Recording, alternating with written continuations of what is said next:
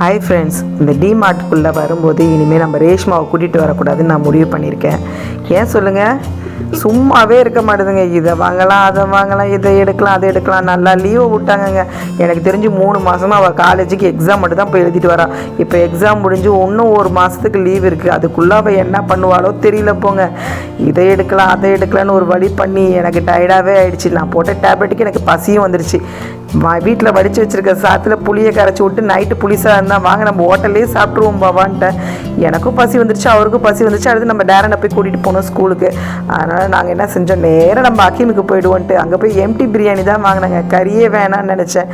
ரேஷ்மாவுக்கு கறி இல்லாமல் சாப்பாடு இறங்குமா, எனக்கு சிக்கன் மஞ்சூரியன் வேணும் அப்படின்னா சரி சிக்கன் மஞ்சூரியனும் வாங்கிட்டு எம்டி பிரியாணி சூப்பராக இருக்குது. பசிக்கு அதுக்கும் அமிர்தமாக தெரியும்னு வாங்கல. எத்தனை தடவை தான் பிரியாணி சாப்பிட்றது அப்படின்னாரு எங்கள் பாவாவும்.